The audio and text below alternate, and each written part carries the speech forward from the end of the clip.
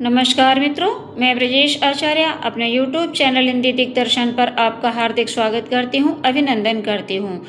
आज हम कक्षा 10 हिंदी के काव्य खंड में संकलित पाठ तुलसीदास का है धनुष भंग, इसका अध्ययन करेंगे। इस पाठ में संपूर्ण कथा सीता जी के स्वयंवर में धनुष भंग की कथा दी गई है। बड़े प्यार से, बड़े प्रेम के साथ पढ़ेंगे।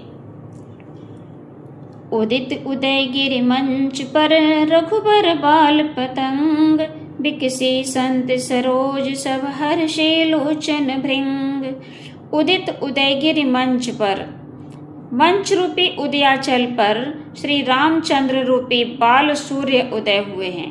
पतंग माने सूर्य, बाल पतंग बाल सूर्य, अर्थात श्री रामचंद्र रूपी बाल सूर्य उदय हुए हैं, अर्थात उपस्थित हुए हैं। तो उनको देख करके, बाल सूर्य को देख करके, बिकसे संत सरोज सब हर्षे लोचन भृंग। संत रूपी कमल, सरोज मानी कमल, खिल उठे हैं और उनके नेत्र रूपी जो भौरे हैं, भृंग मानी भौरे, वो प्रसन्न हो गए हैं। नृपन केरि आशा निसिनासी, बचन नखत अवली न प्रकाशी। तो नृपन केर आसानी से नासी, ये जो राजा लोग आए हुए थे, देश विदेश के राजा लोग, शरीरी अशरीरी सभी प्रकार की योनियां राजाओं का शरीर धारण करके श्री सीता जी का स्वयंवर देखने के लिए पधारी थी। तो जो राजा लोग बैठे हुए थे, उनकी आशा रूपी रात्रि नष्ट हो गई है श्री रामचंद्र जी को देखकर। बचन नखत अवली न प्रकाशी, और उनके मुख से वचन रूपी नक्षत्र की पंक्ति प्रकाशित नहीं हो रही है, अर्थात उनके मुख से कोई भी शब्द निकलता नहीं है। मानी महिप कुमुद सकुचाने, कपटी फूप उलोक लुकाने। जो अहंकारी महिप मानी राजा लोग थे, तो अहंकारी राजा रूपी कुमुद सकुचा गए हैं, अर्थात बंद हो गए हैं। कपटी भूप उलोक लुकाने, और जो कपटी राजा रूपी उल्लू थे वो छिप गए हैं। उल्लू, लुकाने माने छिप गए हैं। सीधा सा अर्थ है कि रात्रि में कुमुद खिलते हैं और सुबह होते ही कुमुद बंद हो जाते हैं। तो सूर्योदय होते ही कुमुद बंद हो जाते हैं। यहाँ रामचंद्र रूपी सूर्य उदय हुए हैं, तो ये जो अहंकारी राजा रूपी कुमुद हैं, ये बंद हो गए हैं, अर्थात इनके मुख बंद हो गए हैं। कपटी भूप उलोक लुकाने, और जब सवेरा हो जाता है, दिन निकल आता है, तो उल्लुओं को दिखाई देता नहीं है, तो उल्लू जहां तहां जाकर छिप जाते हैं। तो ये कपटी राजा रूपी उल्लू भी छिप गए हैं। भय विशोक कोक मुनि देवा, पर सही सुमन जना वही सेवा। तो कोक, मुनि और देवता, ये सभी लोग शोक रहित हो गए हैं और आकाश मार्ग से देवता लोग पुष्प वृष्टि करके अपनी सेवा जना रहे हैं, अपनी सेवा भगवान राम के चरणों में समर्पित कर रहे हैं। गुरुपद बंद सहित अनुरागा, राम मुनिन सन आए सुमांगा। अपने गुरु विश्वामित्र के चरणों में बड़े प्रेम सहित वंदना की है श्री राम जी ने, और राम जी ने विश्वामित्र जी से आशीर्वाद मांगा है। सहजई चले सकल जग स्वामी, मत मंजुवर कुंजर गामी। और श्री रामचंद्र जी शक्ति संपन्न होते हुए भी बड़े सहज भाव से चले हैं। जो संपूर्ण जगत के स्वामी हैं भगवान राम, वो बड़े सहज भाव से धनुष की ओर बढ़ते हैं। मत मंजुवर कुंजर गामी, मानो ऐसी चाल से चले हैं कि मानो कोई मदमस्त हाथी चल रहा हो। चलत राम सब पुर नर नारी, पुलक पूरी तन भये सुखारी। जब राम जी चल रहे थे तो नगर के सभी नर नारी देख रहे थे उन्हें, और उनको देख करके सबके तन पुलकित हो गए और मन सुखी हो गए।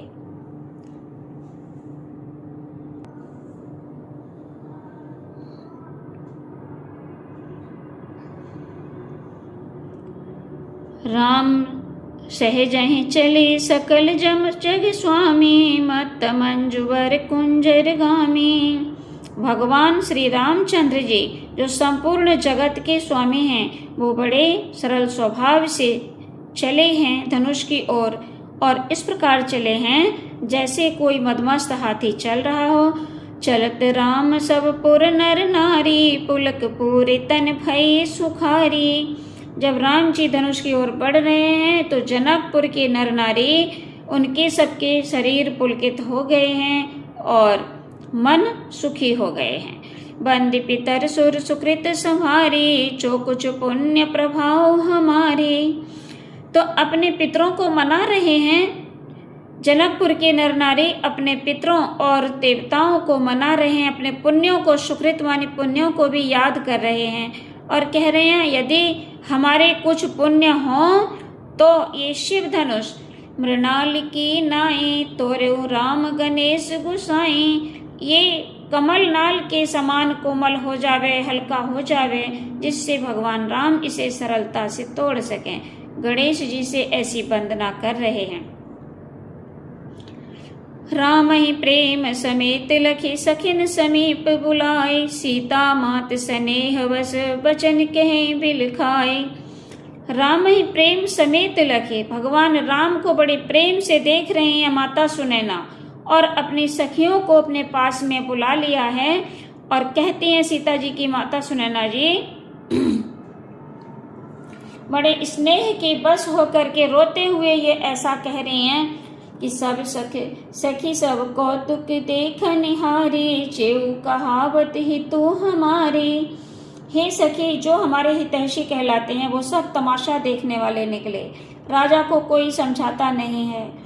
को न बुझाई कहे गुर पाही, ए बालक असे हठ बल नाही। तो गुरु विश्वामित्र जी को समझाकर कोई क्यों नहीं कहता कि इस छोटे से बालक को धनुष तोड़ने के लिए क्यों भेज रहे हैं? ऐसा हठ अनुचित है, उचित नहीं है, भला नहीं है। रावण बाण छुआ नहीं चापा, हरे सकल भूप कर धापा। तो रावण ने धनुष बाण को छुआ ही नहीं, रावण ने इस धनुष को स्पर्श भी नहीं किया। चाप माने धनुष, हरे सकल भूप कर तापा, दापा माने घमंड, भूप माने राजा। संपूर्ण राजा लोग अपने घमंड को आजमा चुके हैं और कोई भी इसे तिल भर हिला भी ना सका।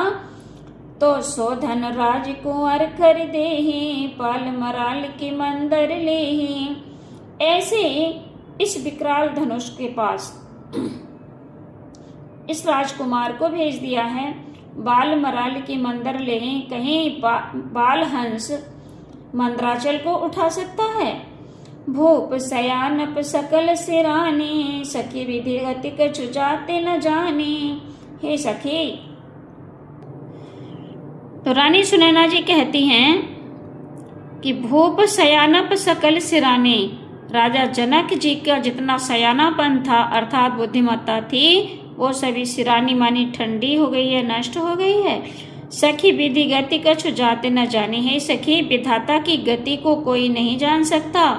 तभी एक चतुर सखी है, उसने बड़ी मधुर वाणी में कहा, बोली चतुर सखी मृदुवानी, तेजवंत लघु गणे अनरानी। हे रानी, छोटे को भले छोटा हो और तेजवंत हो, जो तेजवान होता है उसे कभी छोटा नहीं समझना चाहिए। ये देखने में छोटे लग रहे हैं परंतु तेजवान हैं, इसलिए इनको छोटा ना समझो, ऐसा ना समझो कि ये धनुष नहीं उठा पाएंगे।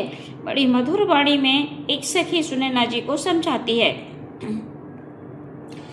और कहती है, कहाँ कुंभज कहाँ सिंधु अपारा, सो शिव सोजस सकल संसारा। कहाँ कुंभज अर्थात कहाँ अगस्त्य ऋषि, अगस्त्य ऋषि का जन्म घड़े से हुआ इसलिए उन्हें कुंभज कहते हैं। कहाँ अगस्त्य ऋषि और कहाँ ये अपार सिंधु समुद्र। सो सेव सुजस सकल संसारा, ऐसे अपार समुद्र को अगस्त्य ऋषि ने सोख लिया था और ये यश जगत में विदित है, संसार में सभी लोग जानते हैं। और भी सुनो, रवि मंडल देखत लघु लाघा। सूर्य मंडल देखने में कितना छोटा लगता है परंतु उदयतासु त्रिभुवन तम भागा, तम माने अंधकार। रवि मंडल के सूर्य उदय भले ही न हुआ हो, परंतु रवि मंडल उदय हो जाए तो तीनों भुवनों का जो अंधकार है वो भाग जाता है। तो कभी भी तेजवान को छोटा नहीं समझना चाहिए, इसलिए आप दुखी ना हो। और भी सखी समझाती हैं तो कहती हैं, और सुनो रानी। परम मंत्र लघु चासु बस, विधि हरिहर सुर सर्व, महामत गजराज कहूँ बस कर अंकुश खर्व। ही रानी, ओम नाम का जो मंत्र है वो कितना छोटा सा है, और उसके वश में विधि मानी ब्रह्मा, हरि मानी विष्णु, हर मानी शिव और संपूर्ण देवता हैं। एक छोटे से ओम मंत्र के वश में सभी देवी देवता और भगवान भी हैं। इसलिए और एक छोटा सा अंकुश मदमस्त हाथी को भी वश में कर लेता है।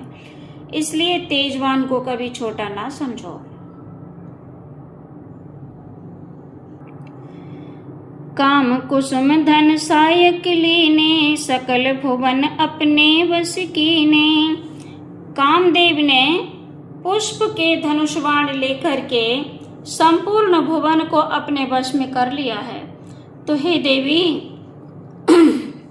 देवी तजिए संशय अस जानी, पंजब धनुष राम सुन रानी। हे देवी, आप अपने संशय को त्याग दीजिए। भंजब धनुष राम, राम धनुष का भंजन कर देंगे। हे रानी, इस बात को सुनो कि राम धनुष भंग कर देंगे। सखी वचन सुन भय परतीति, मिटा विषाद बड़ी अति प्रीति। सखी के वचन सुन करके उनके हृदय का जो भय था वो जाता रहा, अर्थात नष्ट हो गया, और श्री रामचंद्र जी के प्रति उनके हृदय में अत्यंत प्रेम उमड़ आया। उनके हृदय का जो विषाद माने दुख था वो मिट गया। तब राम बिलो की बेदी, सभय हृदय बिनवत जेहि तेहि। फिर श्री रामचंद्र जी ने वैदेही की ओर देखा तो देखते हैं कि सीता जी का जो हृदय है वो बड़ा भयभीत है, और देवी देवताओं को मना रहे हैं, जिस तिस देवी देवताओं को मना रहे हैं। मन ही मन मनाव अकुलानी, हो प्रसन्न महेश भवानी। मन ही मन देवी देवताओं को मना रहे हैं और व्याकुल हैं सीता जी। तो कहते हैं, हो प्रसन्न महेश भवानी, हे महेश भगवान शिव में उमा महेश मुझ पर प्रसन्न हो। और आगे कहते हैं सीता जी, करहु सफल आपन सेवकाई, करहित हरहु चाप गरुआई। हे प्रभु, आज तक मैंने आपकी जो सेवा की है उसे सफल कीजिए, और इस चाप की गुरुता को, इसके भारीपन को हर लीजिए। गणनायक बरदायक देवा, आज लगे कीन्यु तुअ सेवा। हे गणनायक, हे वर देने वाले देवता भगवान गणेश जी, यदि आज तक मैंने तुम्हारी सेवा की हो तो बार बार विनती सुन मोरी, करहु चाप गुरुता अति थोरी। मैं आपसे बार बार विनती करती हूँ कि इस धनुष की गुरुता को हर लीजिए, अर्थात इस धनुष के भारीपन को कम कर दीजिए। सीता जी दुखी हो रही हैं तो कह रही हैं, नीके निरखी नैन भर शोभा, पितुपन सो मेरे बहुर मन छोवा। श्री राम जी के रूप सौंदर्य को नेत्र भर कर देख लेती हैं, उनकी शोभा को नेत्र भर कर देख लेती हैं, और पिताजी के प्रण को याद करके उनका हृदय दुखी हो उठता है। तो कहती हैं, आह तात दारुण हठ ठाने, समुझत नहीं कछु लाभ नहाने। तात माने पिता, पिता ने बड़ा भयंकर हठ ठाना है, बड़ा भयंकर प्रण किया है, और उन्होंने इस प्रण को करते समय कोई हानि या लाभ को नहीं समझा। सचिव सभय सिख दे न कोई, बुध समाज बड़ अनुचित होई।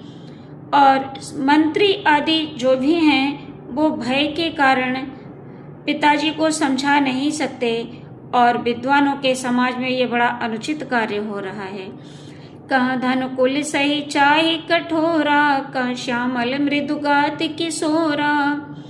कहाँ ये पत्थर से भी अधिक कठोर धनुष और बड़े श्यामल मृदुगात किशोरा और बड़े कोमल शरीर वाले भगवान राम की विधि के ही भांति धरो उर धीरा, सिरस सुमन कन बेधी हीरा। तो ब्रह्मा जी से प्रार्थना करती हुई श्री सीता जी कहती हैं, हे विधि, हे ब्रह्मा जी, मैं किस भांति किस प्रकार से अपने हृदय में धैर्य को धारण करूं? कहीं शिरीष के पुष्प के कण से हीरे को बेधा जा सकता है? सकल सभा के मति भय भोरी, अब मोहि शंभु चाप गति तोरी। संपूर्ण सभा की मति मारी गई है।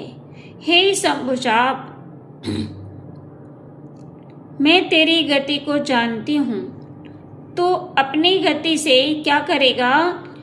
निज जड़ता लोगन पर डारी, हो ही हरो रघुपति ही निहारी। अपनी जड़ता को, अपने भारीपन को इन अभिमानी राजाओं पर फेंक दे। हो ही हरो रघुपति ही निहारी, और भगवान राम को देख करके तू हल्का हो जा। अति परिताप सिय मन माहे। सीता जी के मन में बड़ा पश्चाताप है, बहुत दुख है। लब निमेष युग सही समझाहे। लब निमेष, एक निमेष का समय सीता जी को 100 युगों के समान जान पड़ता है। तो यहाँ देख लेंगे 3 प्रश्न आते हैं।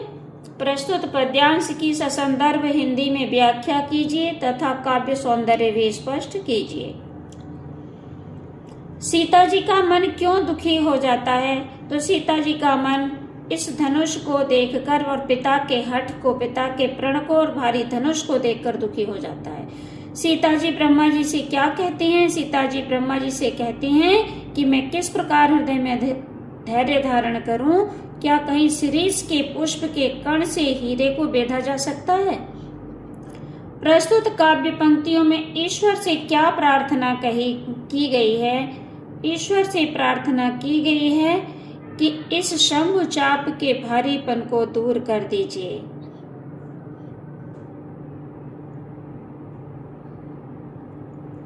काव्य सौंदर्य में पढ़ेंगे, भाषा अवधि है।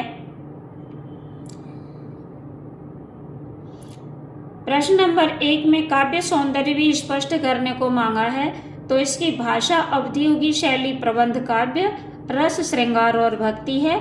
छंद दोहा है, छंद दोहा भी है और चौपाइयां भी है। दोनों छंद लिख देंगे, छंद दोहा और चौपाई। अलंकार अनुप्रास और उपमा है, गुण माधुर्य और प्रसाद है। यही इसका काव्य सौंदर्य है।